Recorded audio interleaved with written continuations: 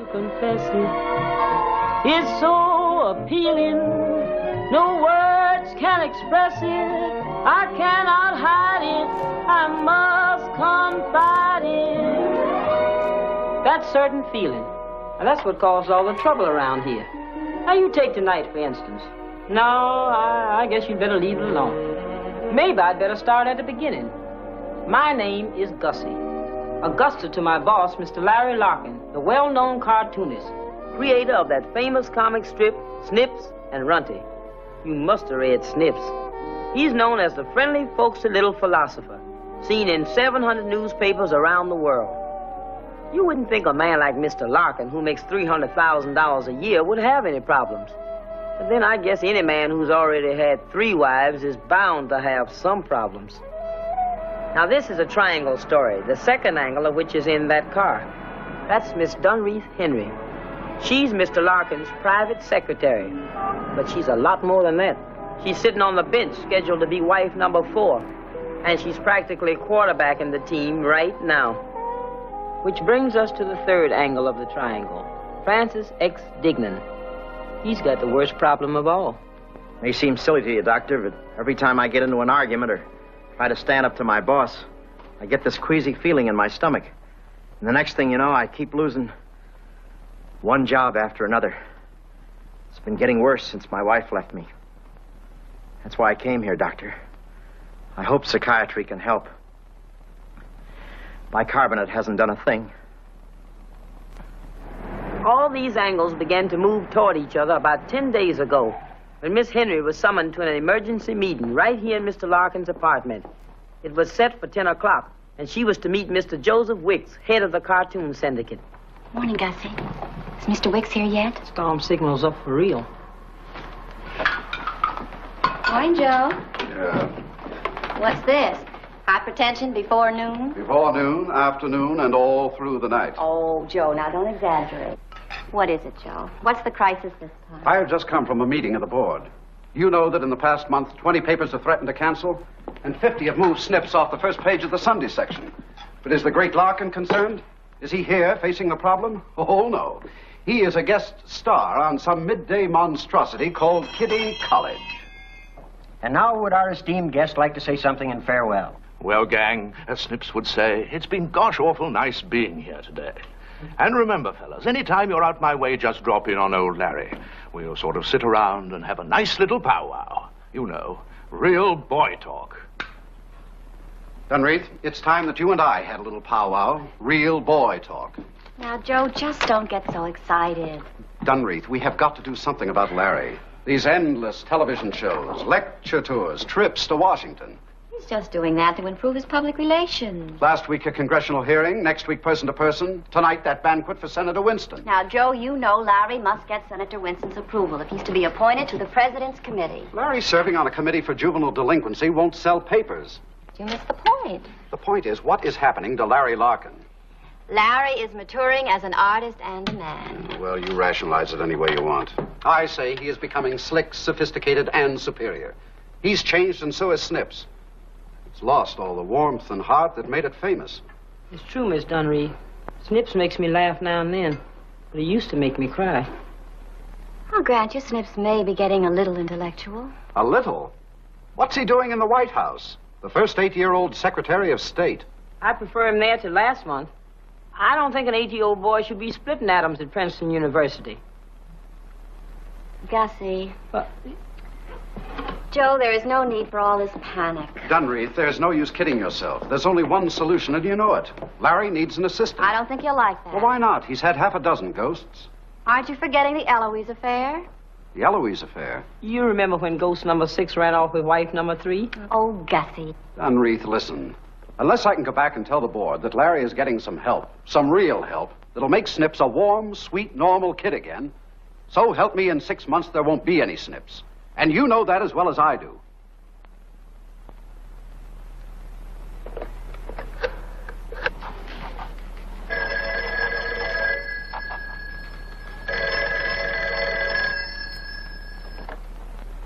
Hello. Well, this is Al. Al, have you seen Dignan lately? I haven't seen him in a couple of years, and frankly, I'm not pressing my luck. What happened?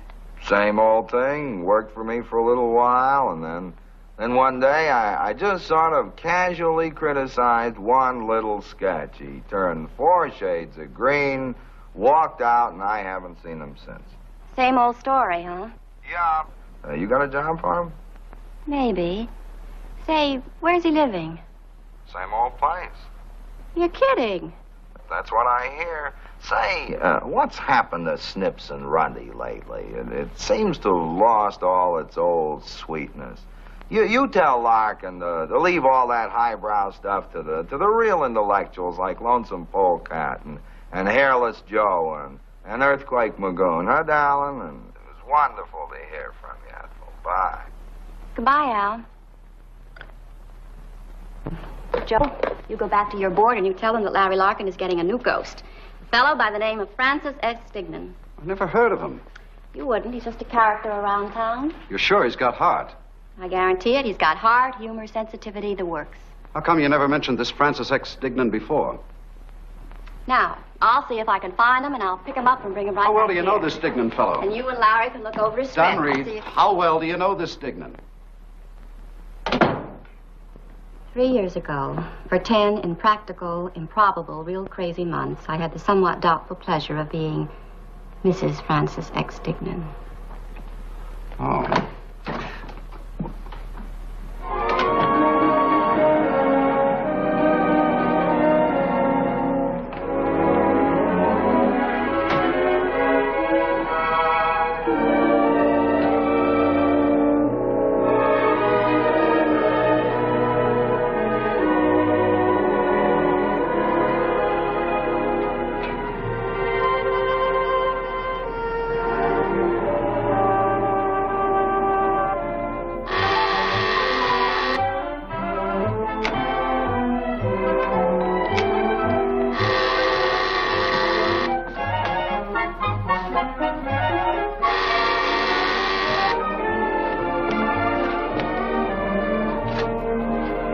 Yeah.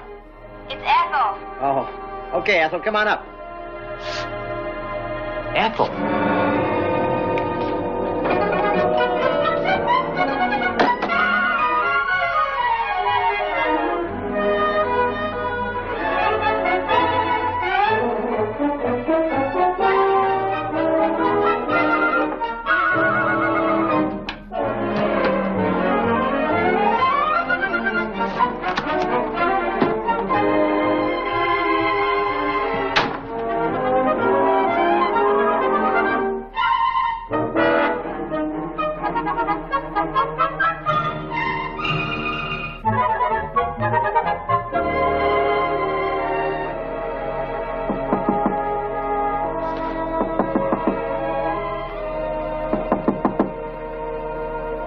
Come in.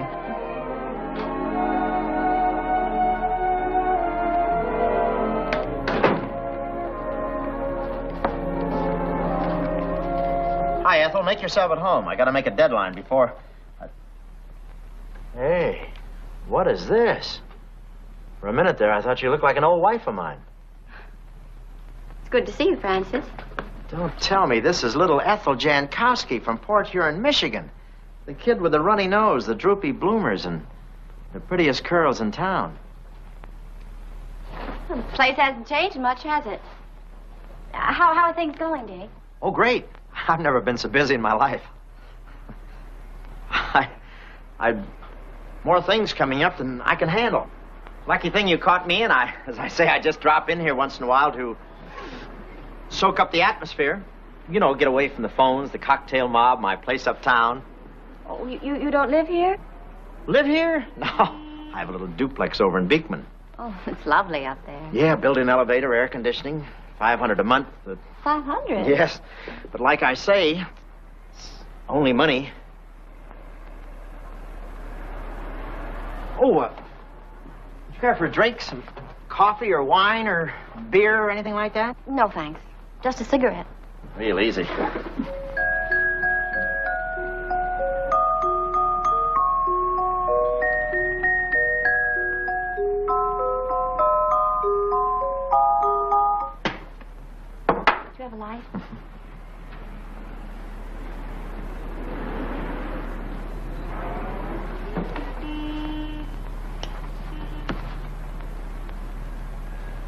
Gee, the folks back home would never know you're the same Ethel Jankowski who...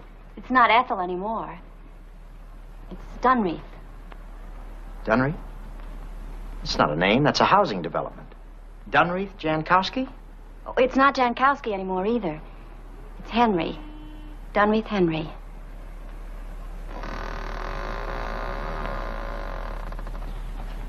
Well, it's certainly got the class you've always wanted, but I like Jankowski better. Ethel Jankowski. Plain, proud, Polish, and Port Huron. Dig, this isn't a purely social call. I've got a job for you. A job? With very substantial money. Well, that's very nice of you, Ethel. I mean, Dunreath. But like I say, I've got so many things coming at me all at once. Al Cap has been trying to interest me in a new thing, a science fiction, sort of a little Abner of outer space. And then, of course, I've been doing a lot of ghosting. That's the job. Ghosting for Larry Larkin. Oh, well, the money's not important. If I took it at all, it'd be just for the experience, you know, to soak up the atmosphere. I mean, Cap's been practically breaking my door down, and I don't know whether it's the right thing for me. Hiya, Dignan. Hey, it's after 1 o'clock. Got the stuff ready? Stuff? What stuff? You know, the stuff. I gotta get this junk down to the boardwalk. Look, there must be some mistake. Dignan. The balloons are in the closet, the ties are in the cupboard, and the turtles are under the couch. What about the painted eggs? I ate them.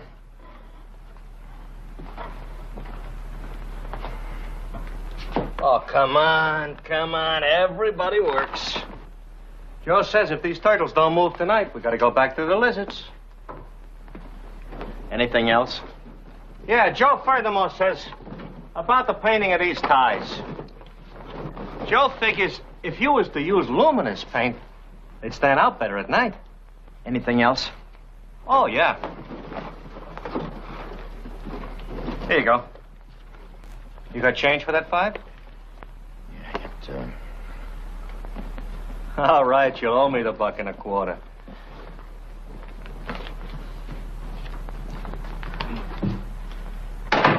Like I say, you know, it's just for kicks I do this, just to soak up the atmosphere.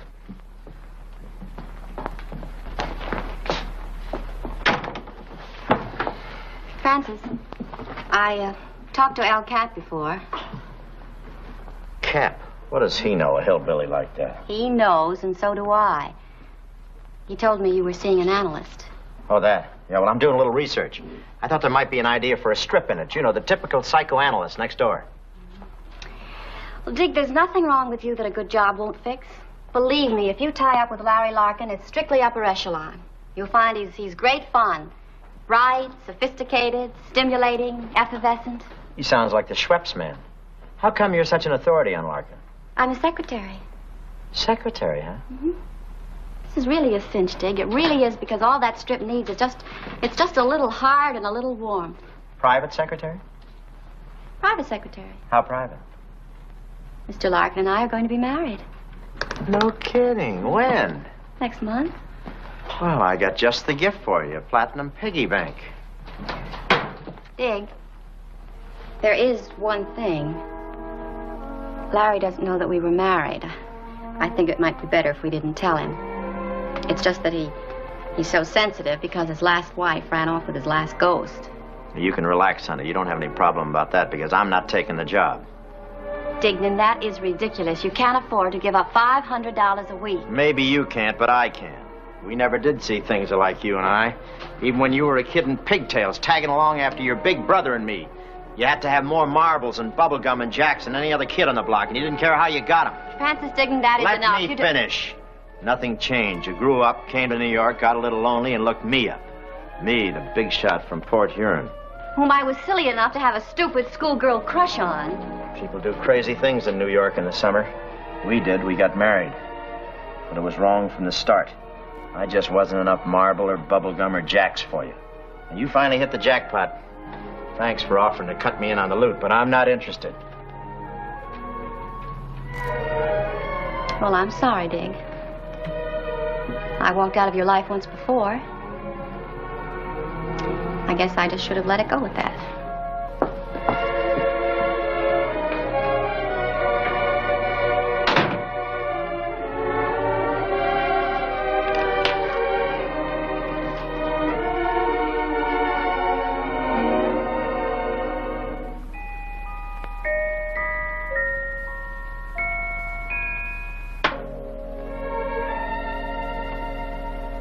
And you mean to say you actually turned down a job with Larry Larkin, paying $500 a week? Well, who wants to get mixed up with that Beekman Place mob? Cocktail parties, phones ringing, neighbors dropping in to borrow a cup of vodka. Do you have anything personal against Larry Larkin? Well, a guy like that used to having his own way. Rich, famous, attractive to women. Sooner or later, I'd disagree with him, and then my stomach would disagree with me. Why did you mention the fact that he's attractive to women? All right, he's going to marry my ex-wife. I just don't want to be under the same roof with him. Taking orders from him, throwing up in front of her. And you never told your wife about your illness, did you? No, it's just between me and my druggist. Besides, I couldn't tell her. It'd be embarrassing.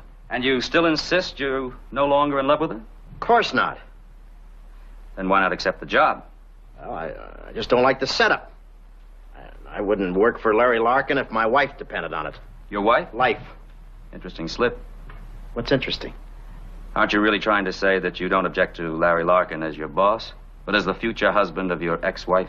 Doctor, you're not well. You're crazy. And if you think I'm shelling out $25 an hour to prove you're crazy, you're crazy. By the way, how much do I owe you? $400? $400? Approximately. It's a lot of turtles. Now, look, Dignan, I've already told you, when you have the money, you'll pay me. It's not important. Yeah, well, it's important to me. I don't want to go around owing a lot of people, living in rat traps, waking you up in the middle of the night. I'm at the end of my rope, Doc. I don't know what to do. What do you want me to do? Pick up that phone and tell her you'll take the job. You think I'm still in love with her, don't you? Take the job and prove me wrong.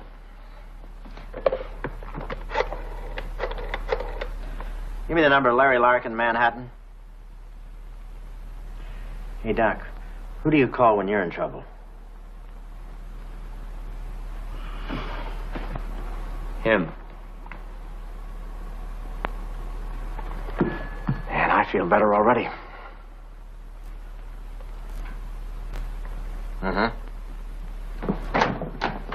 Hi.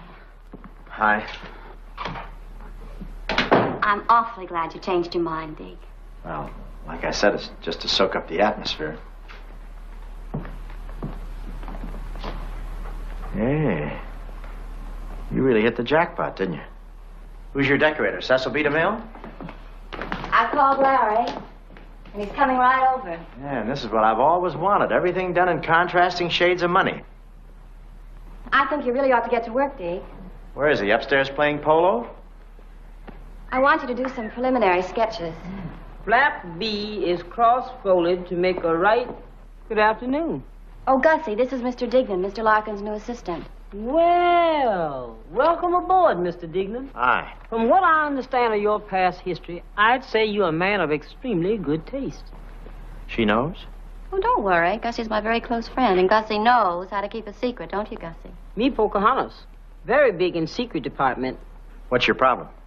Well, at the moment, I'm trying to get pole A properly introduced to socket B.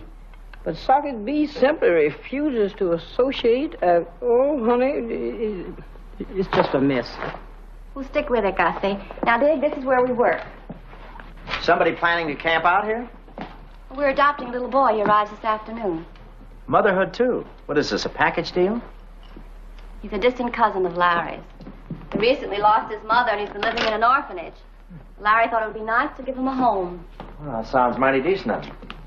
So that's the way Larry is. Now, here are some of his earliest sketches. You do read snips, don't you? Well, it's not the first thing I reach for in the morning, as you may recall. I'm not worth a darn until I've had my coffee. Now, this is what we're trying to get back into the strip. You see, the wistfulness and the poignancy and the warmth. Warmth? That sweet little boy quality. Same perfume, huh? That's the face of every little kid that's ever wanted a dog. Our page, wasn't it? The light can be moved, but Larry likes it over his left shoulder. And he uses number 2 pencils. And the paper, he insists on Claypool 3-ply double-edged vellum. Is that what you use? No, I use brown paper bags. Not just any brown paper bags. They have to come from Kleinschreiber's Delicatessen.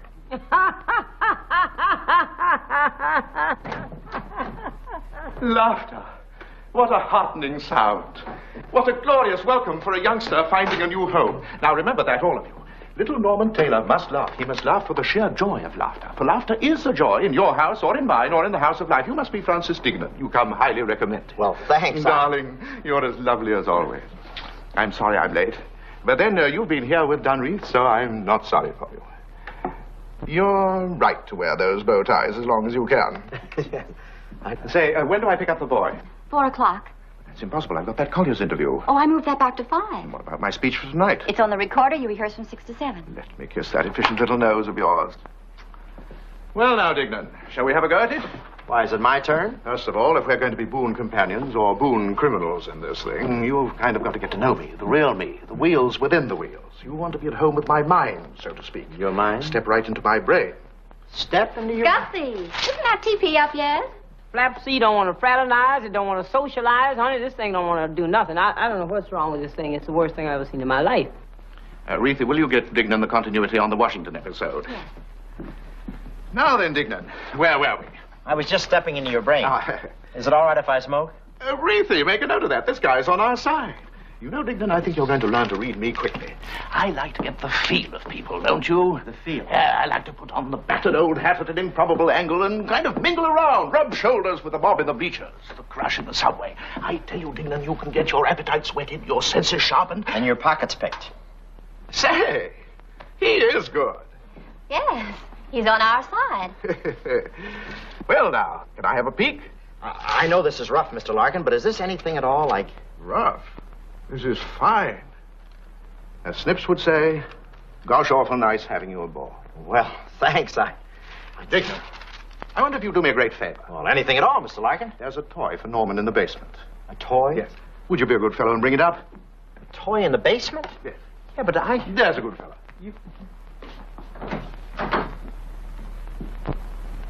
Larry, you shouldn't have done that. He's not an errand boy. He happens to be a rather sensitive type. Will you have Dignan color these in tonight? What is this? Switzerland? Italy? France? Spain? Reethy, darling, would you do me the very great honor of marrying me next Saturday afternoon? In a lovely oak-paneled room with a crackling fire and a few of our oldest friends. Harry, I think I want to cry. It'll be a frantic weekend. We'll do person-to-person Friday night, get married Saturday noon, and at midnight we're on the Queen Mary. Larry. Larry, didn't I read that Senator Winston is sailing on the Queen Mary Saturday? Of course, Geneva Conference. And he'll be in town all next weekend. Larry, you didn't set the date because Senator Winston... I set the date because you're sweet. And I love you. And I'll not be put off a moment longer.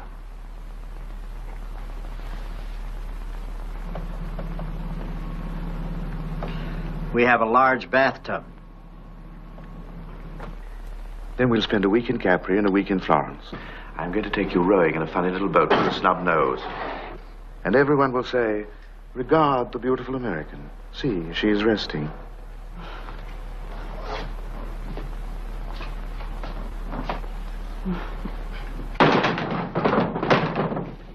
Just set it down anywhere. Well, back to work. Oh, Larry, why don't you leave Dignan alone? No, I haven't finished checking him out yet. Now, don't forget, Larkin represents no party, no clique. I have this unholy love of poking fun at stuffy people, at kicking the seats of the mighty. You know, I like prodding the smug, don't you? I haven't prodded any smuggers lately. Now, where were we? I believe I was just stepping into your brain. What's that? Maybe I should have worn my galoshes. Reethy, make a note of that. Larry, it's after 3 o'clock. You should rehearse your Not speech. now, not now. Now, remember, while you're going for warmth and homespun, you're still drawing Larkin. When you pick up that pencil, my friend, you draw Larkin, you think Larkin, you are Larkin. All right, but I insist on separate toothbrushes. Larry, it's all typed out. You know, Dignan, I sense in you a curious cynicism. Still, I think that we can work together. I feel that you're the sort of man who, even though you disagree with someone with all your soul, would give your life for his right to say what he believes. I have a friend, an Eskimo. He says that all the waters of the earth are gathered in the armpit of a great frog. I don't know whether I'd give my life for his right to say that. What's that? Well, you see, whatever...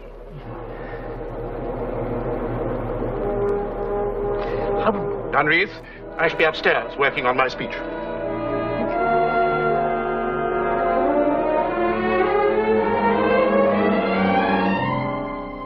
What you just said about your Eskimo friend, that wasn't a very sensible remark. I know it needs work, but I don't. Dignan, where are you going? Back home. Let's just say I hear the voice of the turtle. You're not fired. That's just Larry's way. He's a trifle high-strung. High-strung. He's like something rescued from a burning stable. You don't even know the man. After 10 minutes with him, I feel stark, staring sane. Well, that's ridiculous. I've heard of split personalities, but this guy's shredded. Dignan, you're not quitting. What do you see in this Madison Avenue wind tunnel except maybe $300,000 a year? Well, just for the record, Larry Larkin is sensitive, perceptive, and thoughtful. And furthermore, he's sweet and kind and a real intellectual. And a great artist and a philosopher and a good speaker and a very great man. Ladies and gentlemen, our national anthem.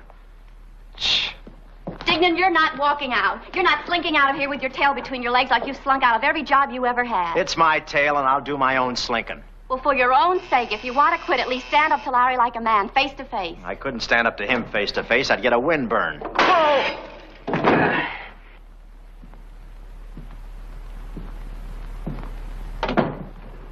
Of course, I came most of the way by cab. I'm, Joe Wicks. This would be Mr. Dignan. I understand you have quite a magic pencil. We certainly can use it. Well, as a matter of fact, Mr. Wicks, Who's that, Joe? Joe, everyone, listen, I want you to try this on for size. And I repeat, Senator, we're living in a sick society. All these psychiatrists, what do? Get people probing way back into their childhood. Why not start with the child and eliminate the middleman? My speech for tonight. I didn't think it was your farewell to the troops. Mr. Larkin, there's something I'd like to say. Sweet of you to bring this for Norman. I didn't bring it. I fell on it. It doesn't matter. It's the thought. Mr. Larkin, Just put it down anywhere. Larry, Norman's run away. Norman's run away.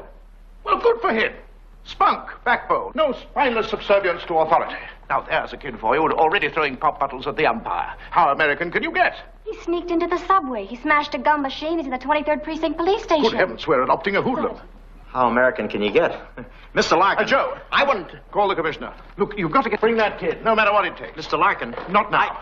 I could pick him up myself, but there'd be reporters. What about you, Dunreath? No, that's no good. They know that I'm your secretary. That's right, Dunreath. Now, look, Mr. Larkin. If necessary, call the district attorney. He's a personal friend of mine. I've decided... Not now, Dignan. Now, we've got to keep this out of the press. Right, but someone's got to pick up the child. Yes, there must be someone. Mr. Larkin, I would like to... Would you, Dignan? Would you be an angel of mercy? No, you don't understand. I feel like a heel, big boy. Hiring you as a cartoonist and then making you an errand boy. Look, we've got to keep Mr. Larkin, I'm trying to say something. Well, what is it? Well, I've decided that originally, when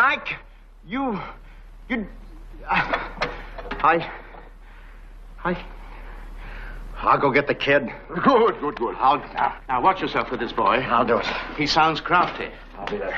And look, keep him away for a couple of hours. Couple hours. That Collier's man is going to be here, and I don't want to see him. I'll do it. Have you got everything? Just barely. I reached the commissioner. The child to be turned over to Dignan. Fine. You know, I'm very happy with this Dignan of yours. He's a bit odd, but that's good. There'll be no repetition of the Eloise affair. Any woman that appeals to him couldn't possibly appeal to me.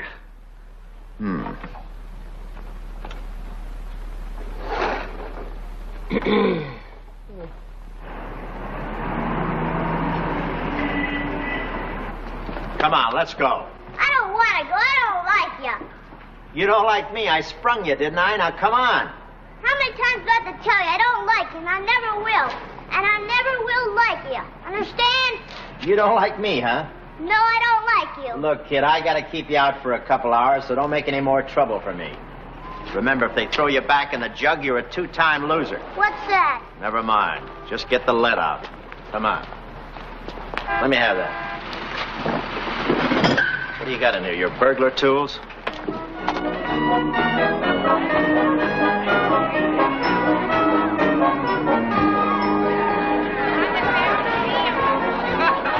Give me 2 hours worth. Huh?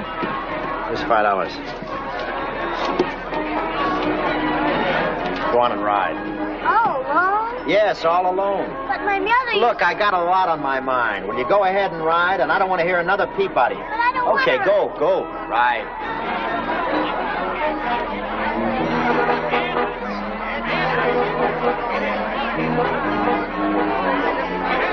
hate to hire you as a cartoonist and use you as an errand boy.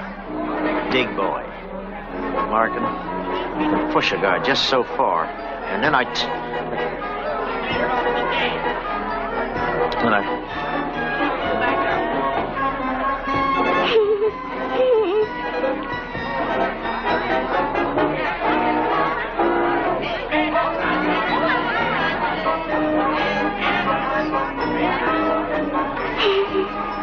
Hey, wait a minute, pal. Why the tears? I'm not crying here. No, the smog is terrible, isn't it? Here, be my guest. Yeah, that's better. Now, what's the problem? What I told you before about my mother, that wasn't true. Nobody ever went riding with me. No? Up until now. Move up. We'll hit the trail together.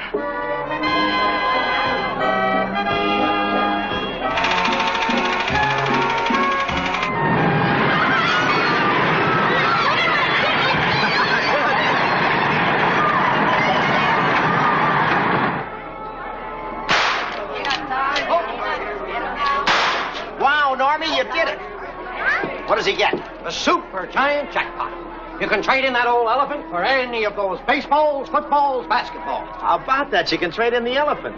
But my mommy gave me that. Yeah, but if your mommy was here, she'd want you to have something more grown up, like that stuff on the second shelf. All right. The glove. It's a deal. The elephant for a baseball mitt. How about that? You can wind up with the Dodgers with that. Gee, Mr. Dignan, you're awful nice. That comes and goes. Hey, it's getting late. I better get you home. Yes, Joe. Norman arrived, and he'll be fine. A little surly at first, but I guess that's par for the course. After all, he's been suffering from a lack of adequate love nurture. No, firm that line. The eyes rounder, more childish innocence and surprise. Mm-hmm. Can you put it on the wires tonight? Larkin and bride-to-be, adopt orphan. Talk about heartwarming. We'll follow it up with pictures for the Sunday section. You know, a tie-up between Snips and Norman. Joe, an angel just walked in. I'll see you tomorrow morning. Reese, darling. Like? You're a vision. A radiant, lovely vision. Promise me that you'll never comb your hair over your ears. It would complicate my whole life.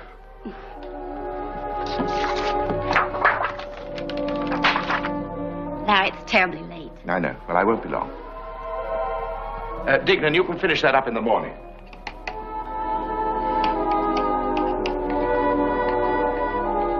Hi, Dick. Hi. Norman get to bed all right? I guess so.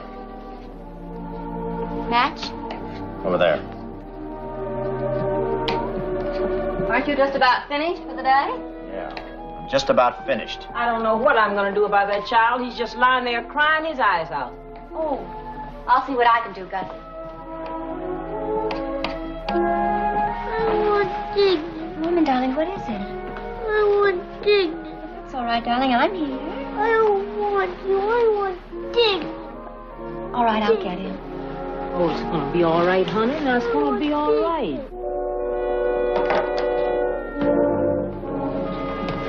Dick, seems he wants you.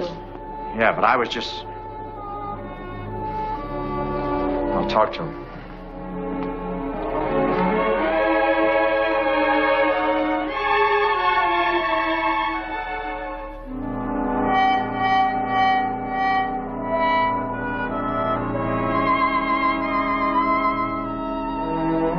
Hey, buddy, what is this? What's going on here, huh? I don't like it here. I want to go away. Oh, you'll be all right, Normie. You got a lot of friends here. Everybody's on your side. Gussie will take care of you. She'll play with you and read to you and even sing to you, huh? Oh, she'll play catch with you and bake you some cookies. You're the king around here. You're going to be all right.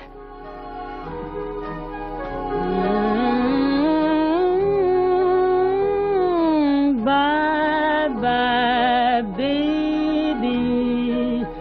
Time to hit the road to dreamland. Come on, Miss Gussie, honey.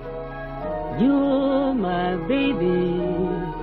See you in the land of Nod. Sleep tight, baby. We'll be swinging up in dreamland all night, baby, where the little cherubs trot. Look at that knocked out moon, been a blowing his top in the blue. Never saw the likes of you. He's an angel. Bye, bye, baby. Time to hit the road to dreamland. Don't cry, baby. Things will be fine when the rooster has finally crowed. Time to hit the road. Time to hit the road.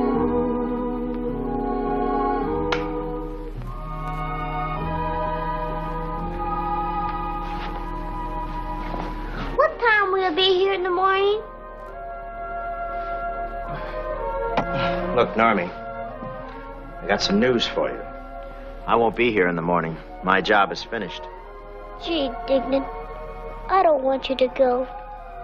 Yeah, I know, but things are going to be fine. Just think you got a famous man for a father and Dunreath for a mother. Believe me, Normie, they don't come any better than Dunreath. I know. That's a mighty nice man you let get away. Gussie, please don't quit, Dignan. Please stay for a while. Get some shut-eye.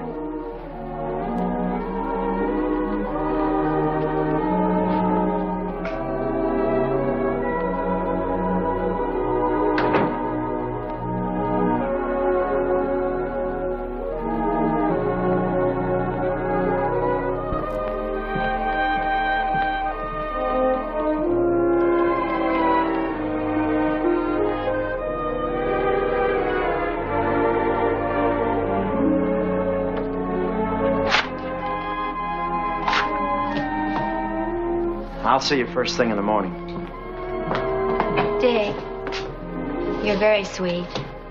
Yeah, comes and goes. No doubt about it. That look she gave Mr. Dignan meant something. And I had the feeling that we were all headed for trouble. Only then I didn't know how much. It only took Mr. Dignan a few days to get Snips back to the warm, sweet kid he used to be.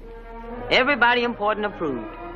Mr. Larkin was pleased, and so was Mr. Wicks, and of course Miss Dunreath.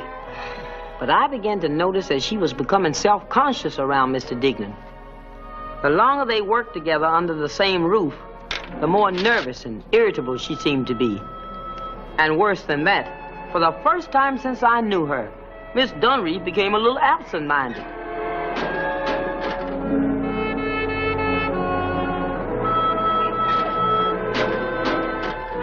She kept putting off selecting her trousseau, and she just couldn't decide what wedding dress she wanted to wear. Miss Dunreath never had any experience with little children, and she didn't quite know how to cope with Norman. Haven't you got anything to do, Norman? Have you been alive a billion seconds? I guess so. Then you're 30. Norman, I am not 30. Then you haven't been alive a billion seconds. Norman confused Miss Dunreath, but Mr. Dignan seemed to know just how to handle him. Mr. Dignan formed a club with Norman and found a playmate for him, little Billy from downstairs. Paleface, drop drum. The new member of the tribe is ready to take the oath. Proceed to ceremonial altar. On. Raise your hand. What is password? Blood will flow when the panther strikes. Who is our common enemy? Anyone over 12 years old, especially mothers and fathers. Why are you worthy of admittance to this tribe? I hate to go to bed. I love to watch television, and I never brush my teeth. Very good. Follow Chief.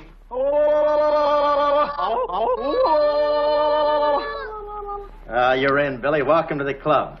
How about that? Great. Say, it's after 1. Why don't you stay and have lunch with Norman? Hey, I really like that. I got to call my mother and ask. Well, good. I'm much obliged, Mr. Dignan. All right.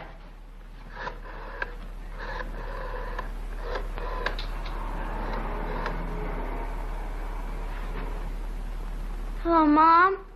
Listen, Mr. Dignan just asked me. Can I stay in here and have lunch with Norman? Huh? Oh. Well, all right. I had lunch.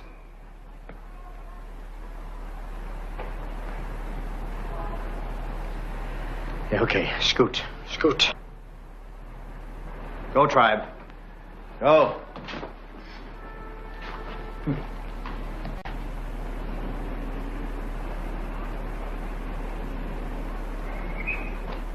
But what confused Miss Dunreef most of all was Mr. Larkin's attitude toward Norman. What are you reading? Superboy and the Space Pirates? Where did you get this? Pride members don't squeal on each other. Dignan. Norman, stand up when I speak to you. I want you to know that I'm bitterly opposed to these fantasies that depart from reality instead of into it. Norman, I've repeatedly told you not to suck candy between meals. It's not candy, it's a checker. Well, please don't suck checkers between meals. Norman, you will go to your room, and you will continue to read the book that I bought you. Mr. Help Your Neighbor and the Neighbors He Helped. I'm sure that your fellow tribesmen will excuse you. Oh, sure.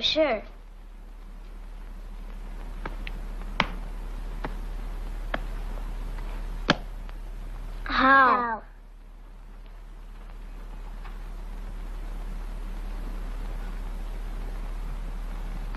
And just what was that? They're gum brothers. Gum brothers? They chew the same gum. Oh, you mean the same brand? The same gum. Oh, no.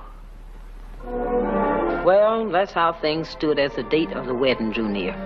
Presents started pouring in from all over the world. There was spode from England, Chantilly lace from France, and from the Orient. How thoughtful of Kim Cha-yong. He's the leading cartoonist of Hong Kong. Imagine him sending us these fabulous Ko Cho Ming tie. Ko Cho Ming tie? Yes. Very oriental. Signifies a night of love. They're to be worn only on the wedding night. They were named after Ko Cho and Ming Tai, lovers of ancient Tibet. Legend has it that they were married, spent 3 days of rapturous love, and then threw themselves into a fiery volcano. How beautiful. Of course, we'll have more than 3 days.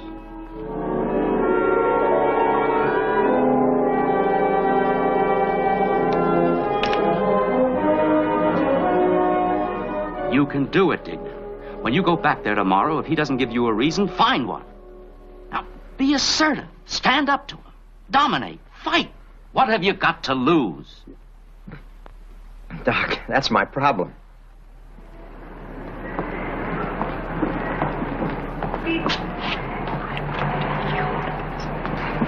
And I...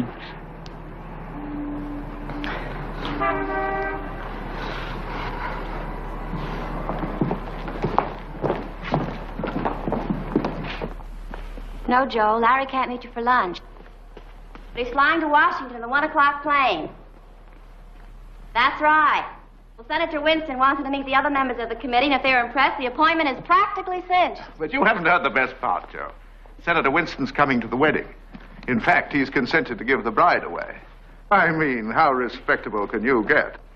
The only trick is to get him to appear with us on person to person. Larry, you'll miss the plane. Gotta rush, Joe. Dunreef is driving to the airport. I'll be back tonight. Wait, the dog. Vest pocket. Come in here. Hurry up now, don't dally. I tell you, it's fantastic. This dog is a dead ringer for Runty. Circle over the eye, everything. Can't you picture him on the program tomorrow night? Norman, how many times have I told you not to run with pointed objects? I'm sorry. Listen, Vest pocket, how would you like to have a dog? A dog? For my very own? Man, is that neat. Mr. Larkin, there's something we've got to settle Just put it down on. anywhere. Now, Dignan, I want you to take Norman down to Cassin's pet shop and pick up his new dog. But And hurry, because I want him back in time for the television rehearsal. I want to say one... And look, something very important.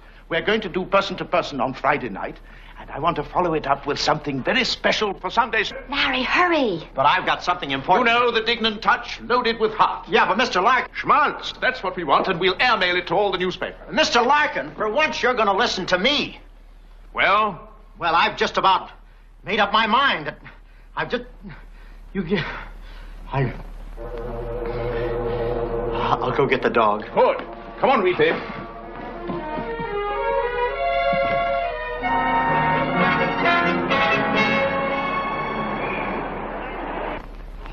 Isn't it incredible how much he looks like the dog in Mr. Larkin's cartoon?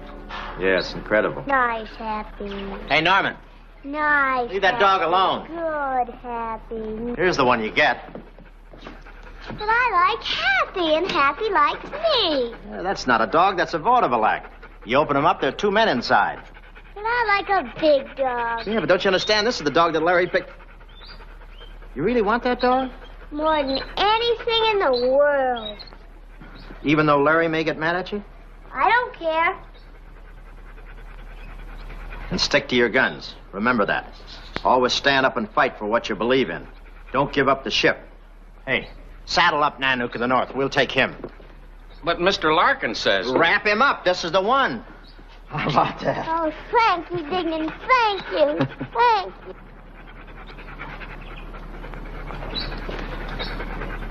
How you fix for blades?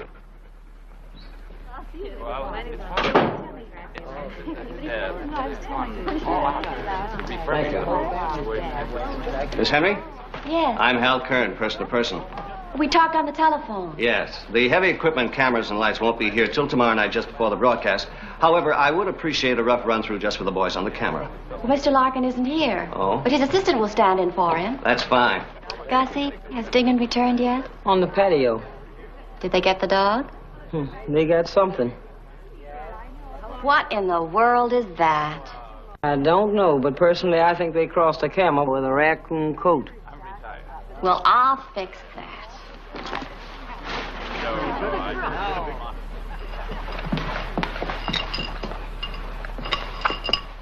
And what is that supposed to be?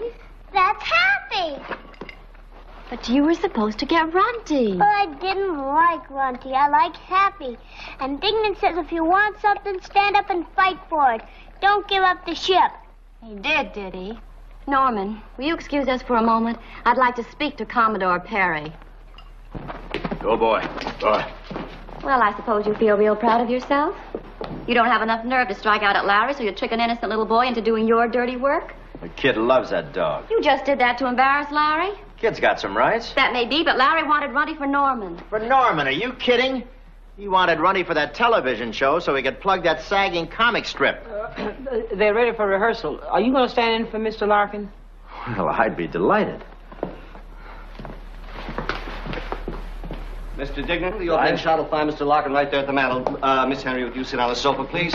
I want cameras 1 and 2 to line up the shot. Now, Mr. Dignan, would you mind saying a few words? Oh, quite. Hello there, Ed. Won't you come in? Let's all sit down and have a little powwow. As Snips would say, it's gosh awful nice of you to spend some of your gosh awful precious time to come in and meet my gosh awful family. Over here we have my adorable little fiancé and dynamic secretary, Miss Dunreath Henry. Couldn't you just kiss that efficient little nose? Haven't you got your position? Not yet. Move in for a close shot. A close shot. Here we are. Right up here. Come up and capture the real Larkin, me. Just step right into my brain. You get in, I get out first. Get that down, Reethy. It's a gasser. Mr. Kern, may we move on? Now we'll dolly to the boy. Oh, the boy, yes. Come, Dunreath. Now over here, Ed, we have the darling little boy we're going to adopt.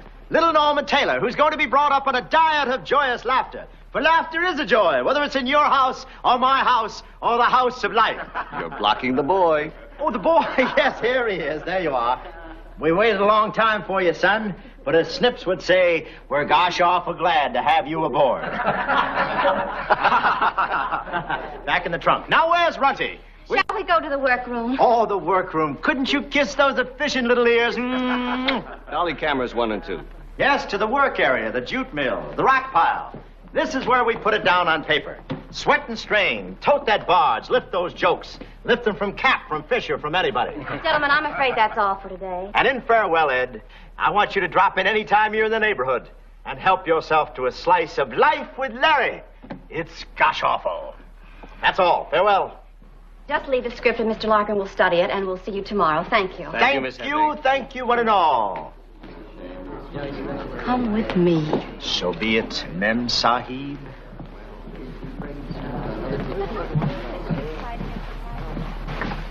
That was a cheap and disgraceful performance. I thought it was pretty good. Got a few laughs. It was a snide and slanderous burlesque. You told me to stand up to old Winburn, didn't you? Well, it was a mistake to ever bring you here. You've been snipping and sniping at me ever since you came, and this is the end. You and I just don't belong under the same roof. Well, maybe I'd better go. I have a feeling Larkin would prefer you. Just finish the Sunday episode and pick up your check. Thank you, Colonel.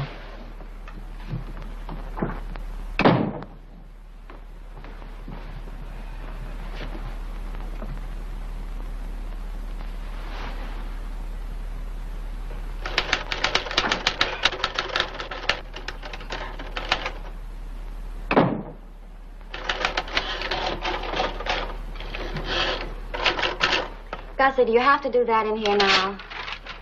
You mind if I say something? Well? You acting like a bull in a china shop, and ain't any reason for that bull to be there in the first place. What are you talking about? You about 10 times as angry at that man as you got a reason to be. Oh, is that so? If you ask me, you ain't got that man completely washed out of your hair. Well, nobody asked you, Gussie. Well, somebody's better before it's too late. Well, I wasn't aware that you're equipped as an authority on these matters. Honey, when it comes to the male animal, I ain't equipped. I'm over-equipped.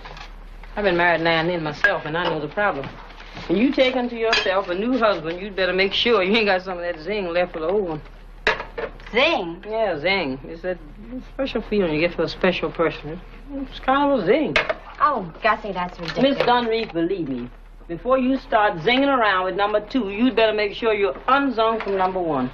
Well, for your information, Gussie, there isn't any semblance of your so-called zing left between Mr. Dignan and me. Then how come you've been a different person ever since he came into this house? You've been nervous, irritable, indecisive, napping and yapping, just stewing for a fight. Honey, I know the signs. You still got some of that zing left in you. Did it ever occur to you that I'd act exactly the same way if I cordially loathed the gentleman? You'd act the same way if you cordially loved him, too. Now, why don't you give him a trial run and find out? I will not engage in this disgusting discussion 48 hours before I'm to be married. All right, Miss Dunreef. All right, but all right. But you just remember one thing as you approach that altar. It don't mean a thing if it ain't got that zing.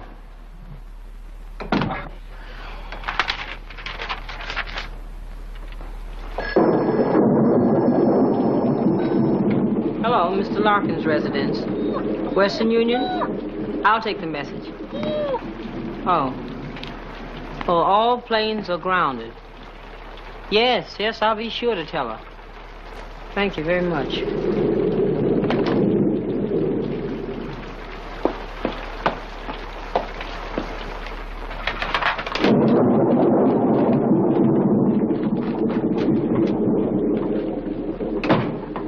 Wire from Washington. The storm's grounded all planes. Mr. Larkin won't be in until tomorrow. Oh. I didn't want to waste a nice roast, so I asked Mr. Dignan to stay and eat with us. You did what? It just seemed a shame. I mean, with Mr. Larkin not being here and me with the night off and Norman away for the evening and everything. Norman's away? He begged me to spend the night with Billy, and you know I can't say no to that boy. Gussie, you're not getting any ideas. Ideas? I just don't like to see good food go to waste. Or anything else.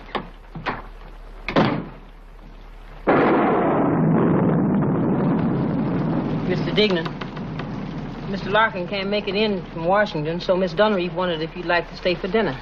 Thanks, but tell her I have other plans. She'd kind of like for you to stay, Mr. Dignan. Thanks, but I'm afraid She kind of feels that maybe you ought to part friends. Yeah, yes, but I... Not enemies. Well, And I think you ought to stay, too. All right, tell her thanks. I'll stay. Yes, sir.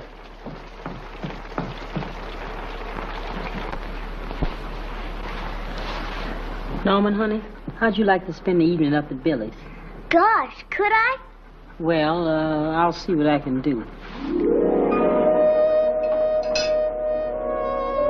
Well, I must say, the evening started out like a Cold War. So I warmed it up with a couple of martinis. My own special formula, 6-1. Yes, sir. That's what I call my emergency martini. 6 parts gin and 1 part ice. Well, what will we drink to? To Ethel Jankowski, wherever she is. It looked like Miss Dunreef needed a drink more than Mr. Dignan. As a matter of fact, he hardly sipped his at all. But she got rid of hers real fast. Just to help get things bubbling, I served them wine. White wine with the fish, red wine with the meat, and champagne for the incidentals.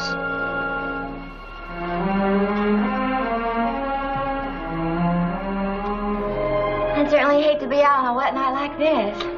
It's not exactly dry in here either.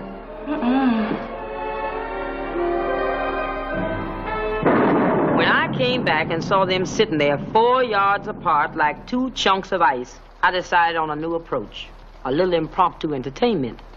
And whether Miss Dunreef liked it or not, she was in for a little of my off-the-cuff emergency vocalizing.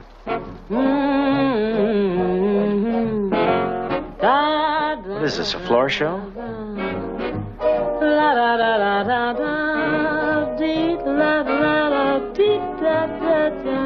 Something inside of me started a symphony. Zing went the strings of my heart. 'Twas like a breath of spring. I heard a robin sing about a nest set way apart. All nature seemed to be in perfect harmony. Zing, are you all right, honey? Went the strings of my heart.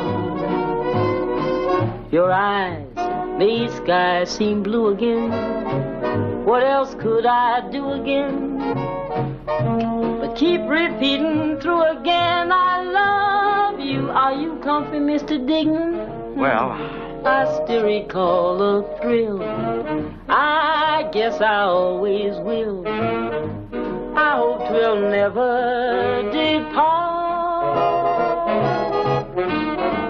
Dear, with your lips to mine, a rhapsody divine. Sing, are you sure you're all right, honey? Went the strings of my heart. Da da dee dee dee. Da da da da da.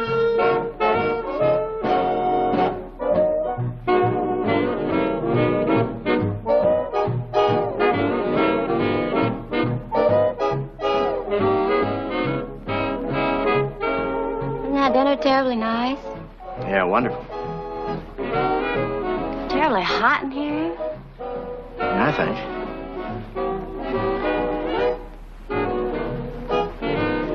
Say, I think I'd better take you home, don't you?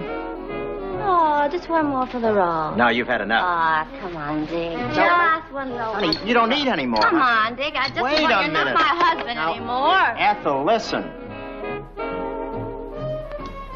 Music awful loud. Look, honey, we'll have a tough time getting a cab in Dick, this. come on, let's dance. No, we ought to get a cab. Come on, Dick, let's dance. I don't want to Haven't dance. you been to the movies? When there are 2 people and they're having a dinner with candlelight and champagne, Yeah. they got to dance. It's just an unwritten law. Well, I'd hate to break a law.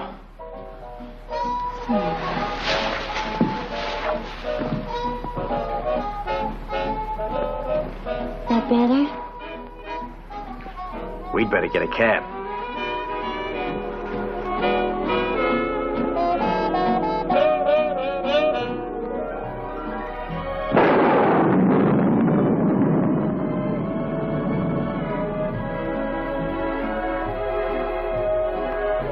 Dignan, you always were a good dancer. As soon as this record's over, I'm going to drop you off at your place. Zygmunt? The name is Dignan. All right, Zygmunt. The last few years, haven't you given me just one little thought? Comes and goes. That's nice. I better take you home. Just once more around the park, Tyler.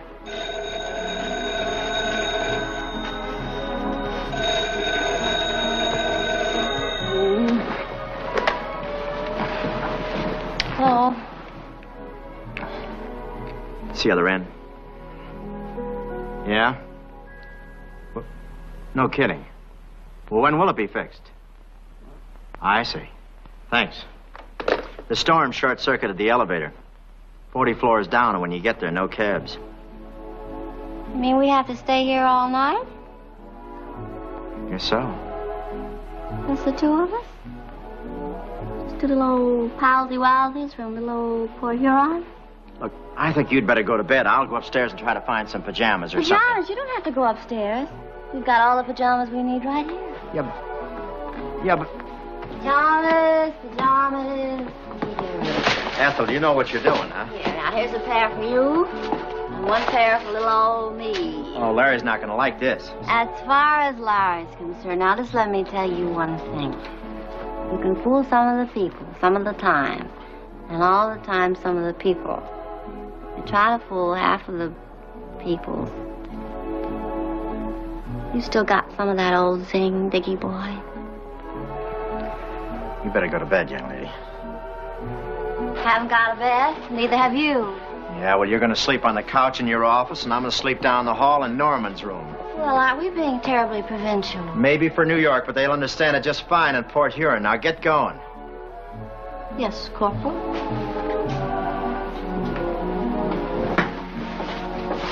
Good night, Corporal.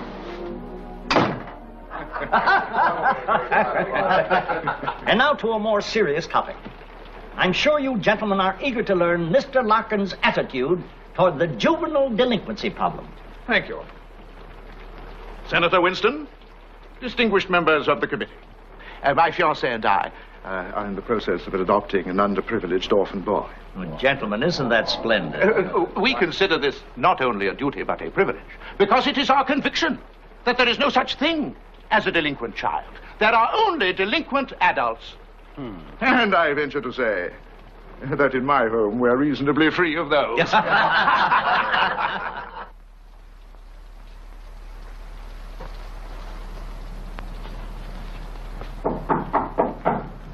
Are you decent?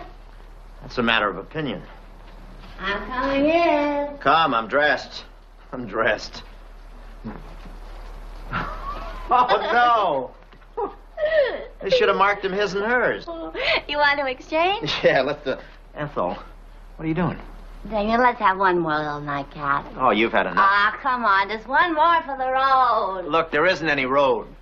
Let's build one. Yeah, but what would Larry say? Oh, Larry. I'm so tired of hearing about Larry. Larry. And I feel confident that in my absence, my fiancé is fulfilling the emotional needs of our own little boy. Yes, gentlemen, I wish every member of the United States Senate could see what's going on in my home right now. Oh, haven't you got that song going yet, Diggy boy? You promise if I do this, you'll go to bed. Now, Zingy boy, that's exactly the way it was when I first saw you when you were a big shot in the high school play. Look, this is crazy. I've had Now, Dignan, you promised me you'd sing that song just the way you sang it when I first saw you in high school. Will you go to bed if I sing it? We'll sing it. We'll sing it just the way you sang it with Mary Jane. And then will you go to bed? Yes. Da-da-da-da-da-da. That certain feeling, first time I met you, I hit the ceiling, I cannot forget you. I felt it happen just as you came in view.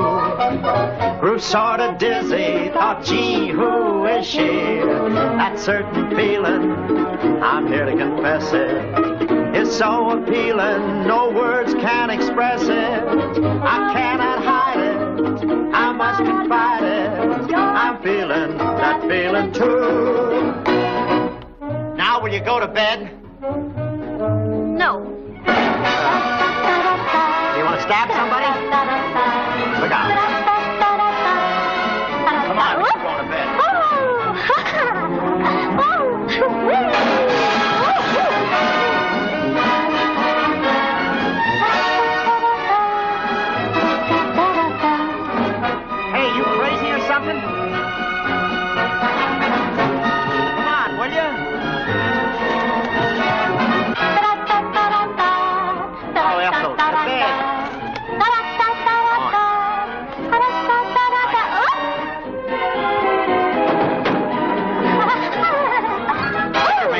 start, huh?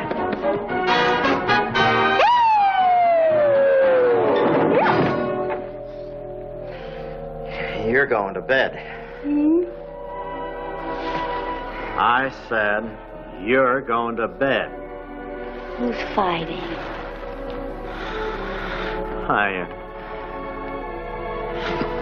You're going to bed if I have to carry you. You're so comfy. Real comfy, Dickie. Yeah, that's me. Half boy, half mattress. You're so funny. You've always been so funny. Why are you funny, Dickie? I don't know. I always figured if they'd laugh with me, they wouldn't laugh at me. Oh, you wouldn't understand. It's a defense mechanism. What's old Dickie got to be defensive about? Someday I'll tell you. What's wrong with now? Come on, Dickie. Oh, forget it. Someday when we're old and gray, maybe I'll... Come on, Dickie. Maybe I will tell you now. Listen to me. You know the real reason I lost all those jobs? Why I seemed like a complete failure, falling flat on my face? Nice face. The reason was that every time I tried to talk back to my boss, I got sick. Poor Dickie, you're sick. When I was 13, I had typhoid fever. When I got over it, I was bald for a while. Pink and shiny and bald. Poor Dickie lost all his hair. Everybody laughed at me. And I had a hassle with a kid whose old man was my old man's boss. He called me Eric von Stroheim for the third time, and I let him have it. Just telling him, Baldy. I broke his nose, my old man got fired, and I began throwing up. Ever since then, I can't fight. I can't even argue without... Dickie. Maybe he had a weak stomach, but he still has some of that zing. You think you still got that zing, Dickie?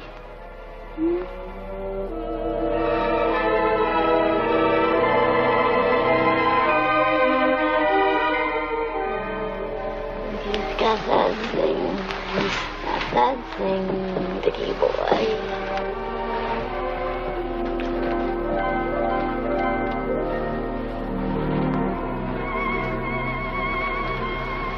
Good night, baby.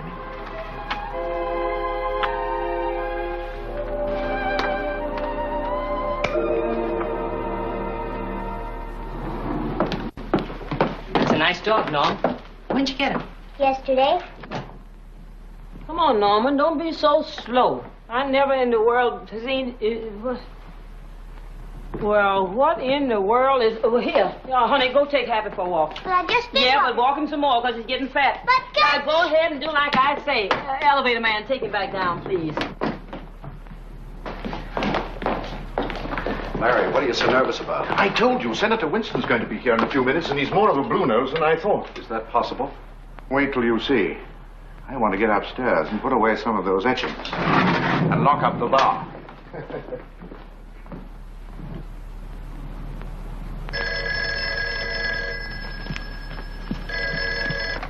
Hello?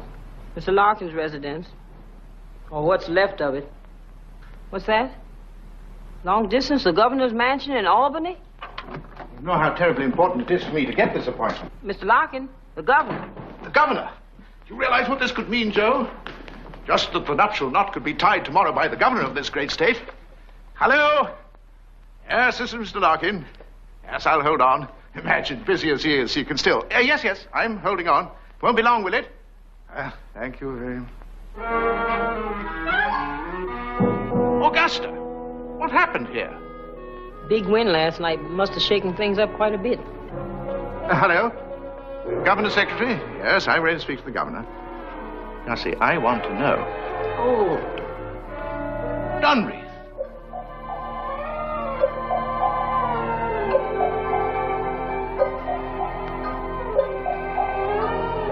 Morning. Dunreath, what in the world? Not till I've had my coffee.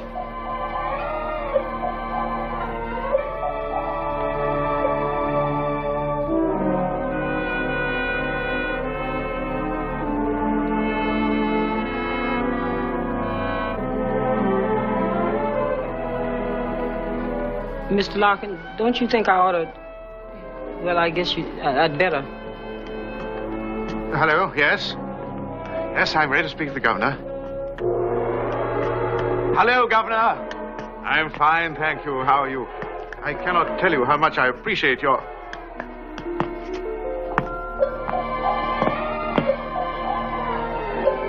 What's that? What? No, shut up. I can't talk to you now. Francis Dignan, what are you doing in my pajamas? They're not yours, they're hers. Don't skirt the issue. What are you doing? Shh, not so loud till I've had my coffee.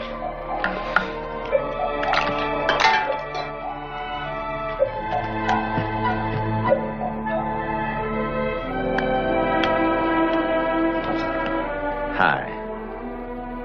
If there is a breeze, we get it here.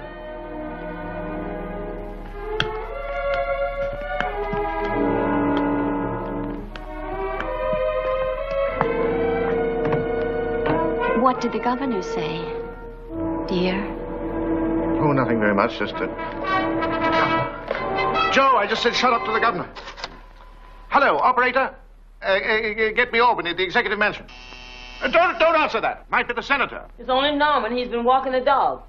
Yes, I was just speaking to the governor. Good morning. Yes, I'll hold on. Yes, it's very important. Sorry I'm late, Larkin, but... I'll call back. I tried to call you, but as you can see, we've had a terrible hurricane. The windows blew open. I see.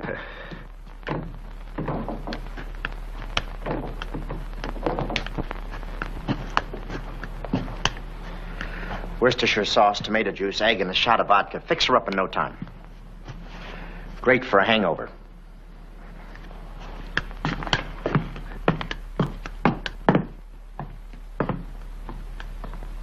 An exchange student I got through International House. Tragically alcoholic. I'm doing what I can to rehabilitate him. I tell you what, Senator. Joe and I will meet you over there, Senator Winston. But first of all, I would like to show you some of my sketches, Senator Winston. Sketches? What sketches? Well, that can wait. Joe, I want you to have Charles run the senator over to the club. Pleasure. But didn't I have a hat when I come in? You don't need it. It's a lovely warm day, and we'll bring it along to the club. Yes, but I don't... See you later. Very well. You can come out now, Reethy.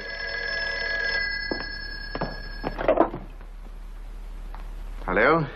Long distance? Good. Look, you've got to get this call back for me. It's terribly important. Larry. I was talking to the executive mansion in Albany. Baby, drink this.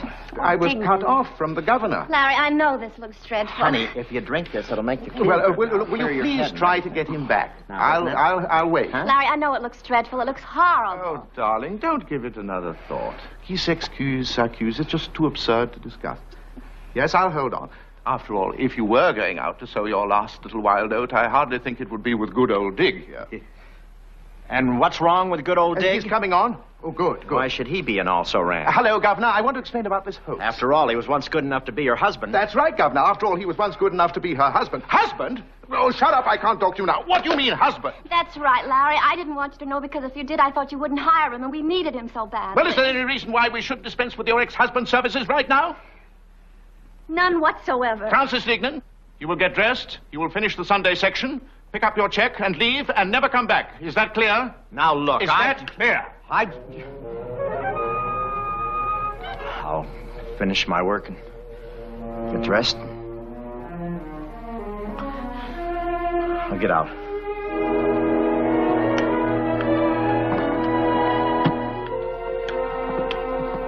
That was some display of character. Why did you have to tell him that? What difference does it make? After last night. Dignan, what really happened last night? Don't you remember? Well, I remember that we danced a little, drank a little. And you told me some strange story about your stomach and something about getting ill when you tried to talk up to your boss or something. Is that all you remember? Yes. The part about my stomach, that's all true. Well, if that is true, Dignan, I feel very sorry for you. You feel sorry for me? Yes, because I think you've just been using that as an excuse all these years not to stand up on your own 2 feet and be a man. Are you kidding? No, I'm not. Don't you know that there's some men who just invent sicknesses just to protect their own weaknesses? And I think that's been your trouble. And just think that over, Dignan.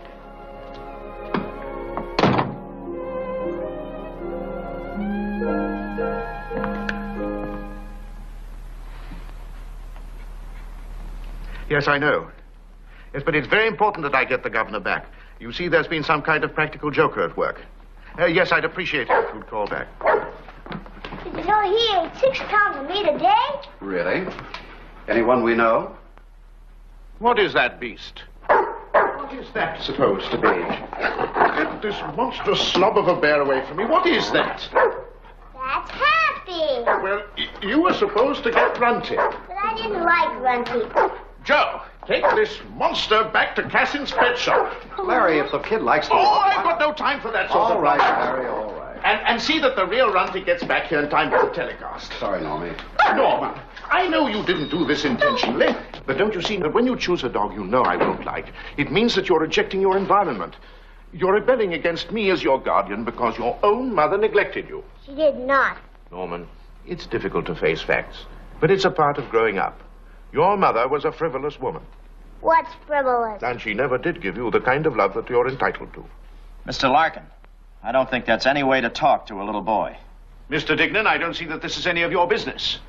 And judging by the kind of success that you've had as a cartoonist, as a father, and as a husband, I suggest that you stay out of this. Now then, about your mother. You're wrong about my mother. She did so love me. She even sent me a circus set with an elephant. I gave that elephant away. Tell him, Dignan, tell him. About the elephant. You remember? Yeah, kid, sure. My boy, don't hide from reality. Face it, and then you won't have these confusions. The truth is that your mother failed you. She did not. What do you know about it? Where are you going? To get that elephant so you can see for yourself. I'll show you.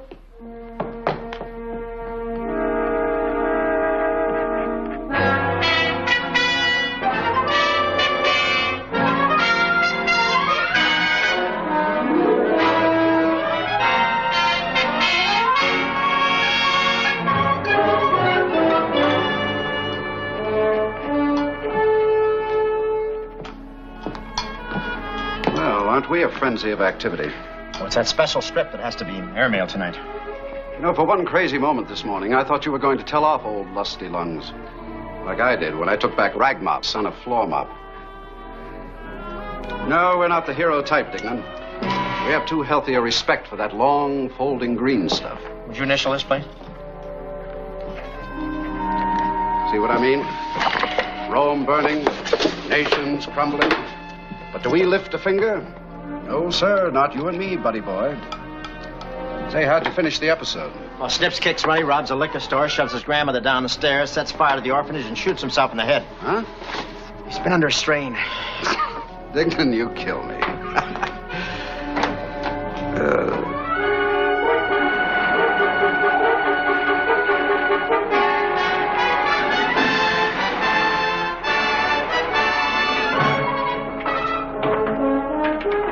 But this makes the kid a juvenile delinquent. See that signature, don't you? This strip has got to go out. Airmail special delivery this afternoon to every one of the 700 newspapers in our syndicate. Norman, where are you going? I'm going to get my elephant. Okay, hurry back.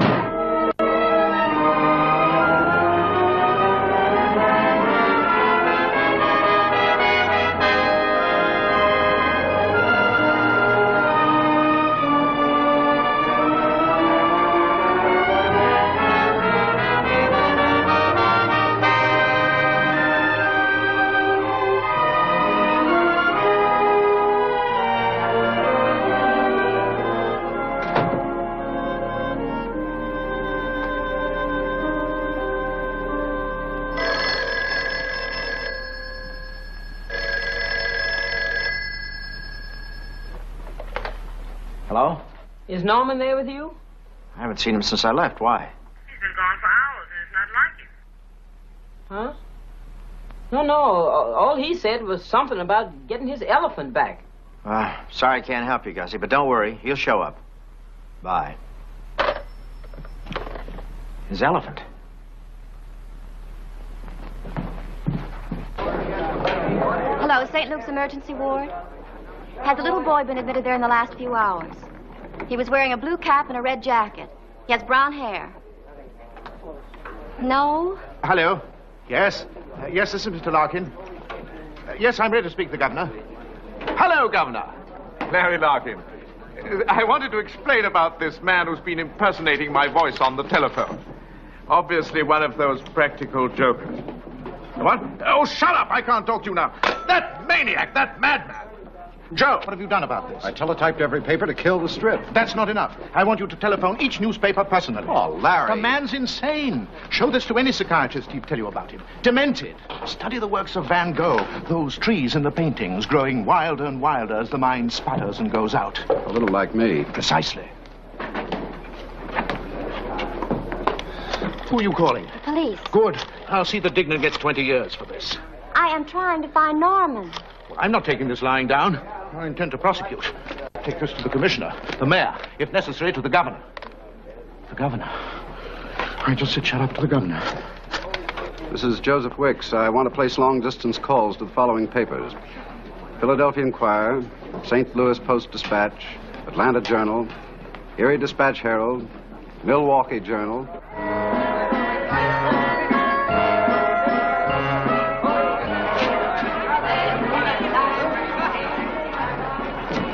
Army, how come you run away without telling anyone?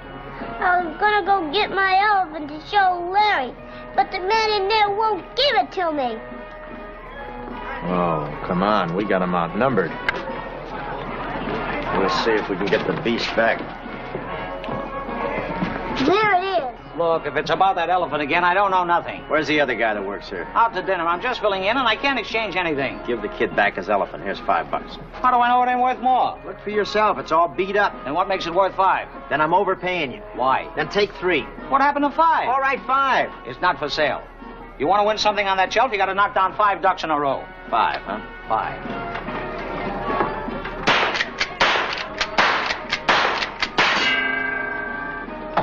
How about 1?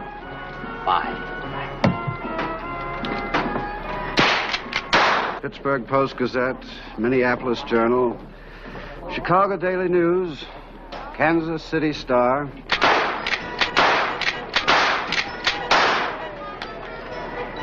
How much have I gone for? $11.75. Get ready. Hey, wait! Hey, you can't do that! He's not. Well, then, let me speak to the assistant district attorney. Honolulu Advertiser, Manila Times, Tokyo Post, the Moscow Times. No, you better skip that one. Hey, Dignan. Dignan, take me with you. I move around too much. That's no life for a kid. I don't take up much room. Yeah, but you belong with Larry and Dunry. She'll look after you. Why did you split up? Did she fall in love with someone else? Yeah, it was a triangle. Her, me, and the man I might have been. Well, I guess this is it. Goodbye, Dignan. Hey, wait a minute. Why all the tears? You forgetting the club bylaws? What's rule number 1? Brave, don't cry, or snitch are gonna bend their underwear. Right. And our motto? Never give a sucker an even break. Well, that didn't pass. I was outvoted. Oh, yeah. Lawbreakers always lose. Straight shooters always win. It pays to shoot straight. Right. Keep your powder dry, kid. Goodbye, Dignan. So long, Normie. Hey, that's the saddest thing I ever heard. Yeah? Wait till you hear I can't pay the fare.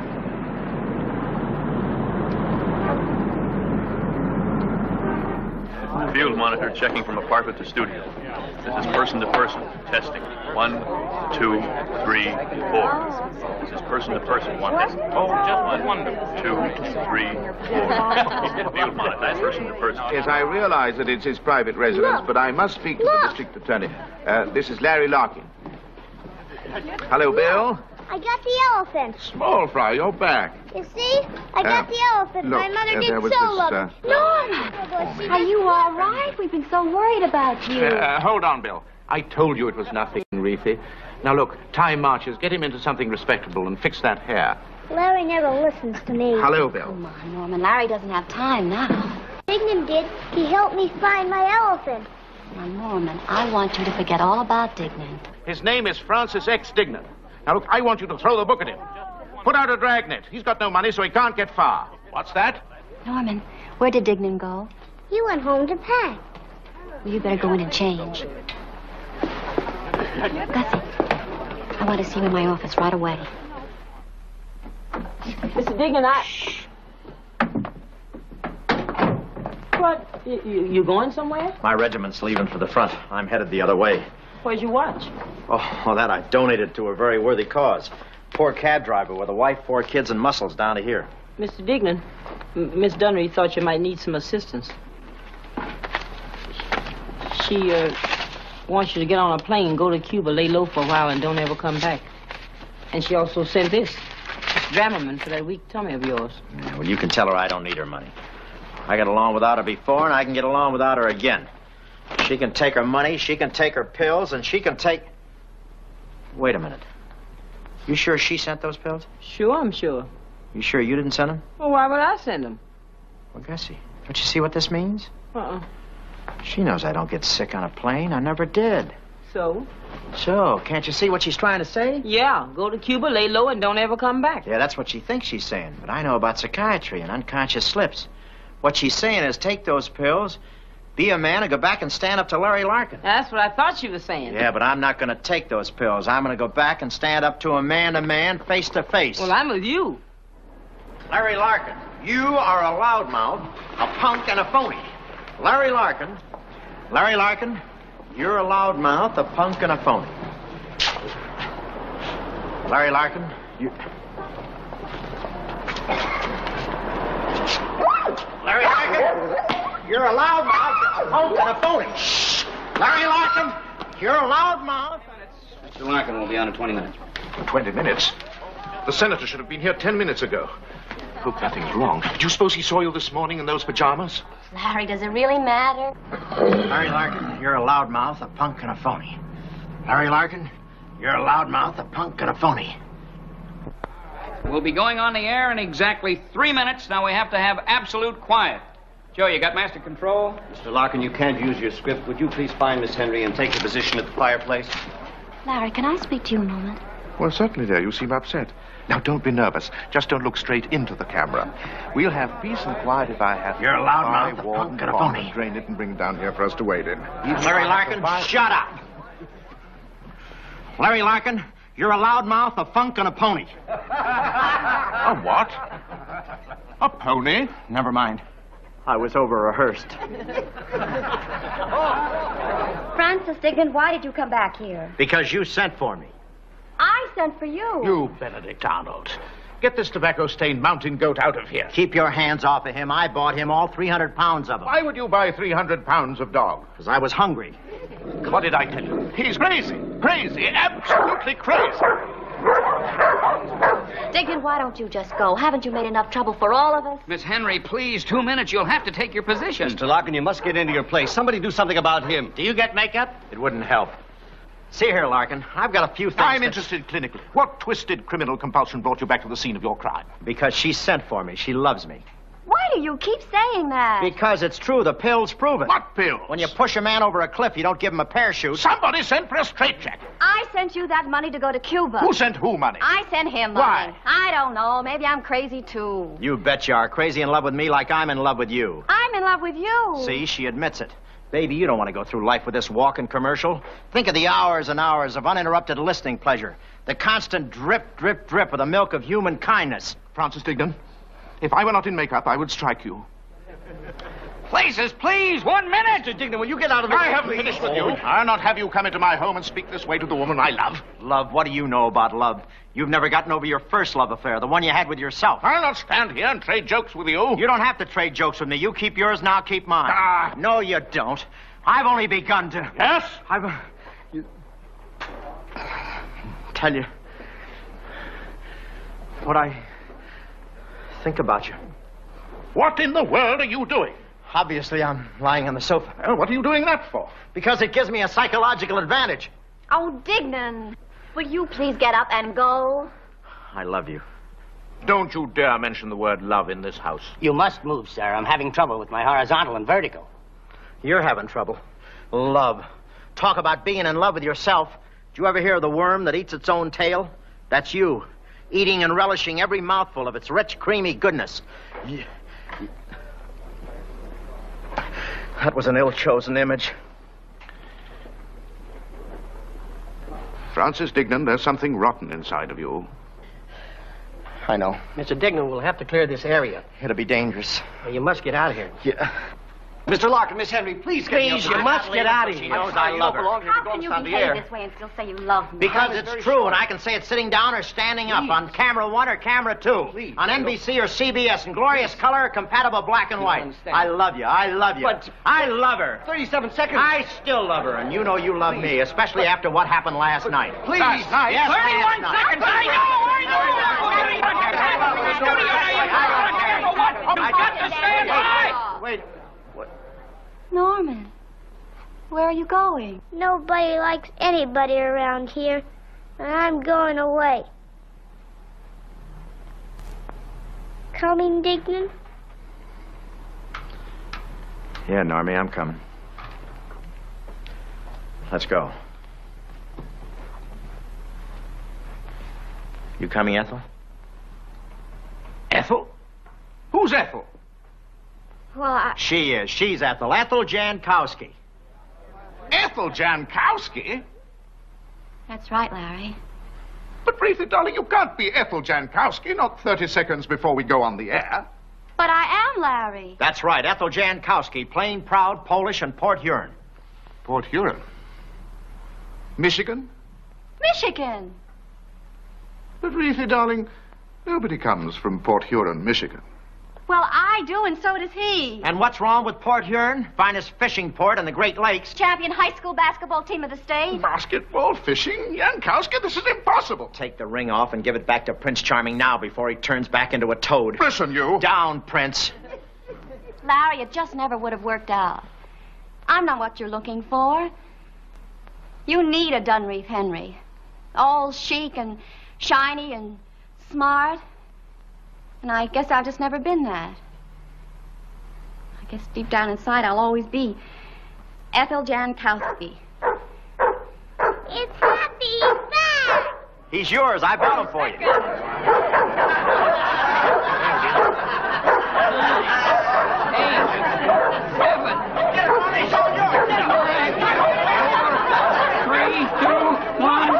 We're on the air. The name of the show is Person to Person. It is all live, no film. Tonight, we are going to visit cartoonist Larry Larkin, who lives high above noisy, sprawling Manhattan in this austere, quiet, secluded penthouse. Good evening, Larry.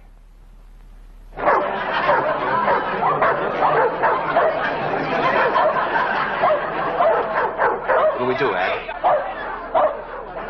I want to know what to do. It's Larkin's house. Keep the cameras on Larkin.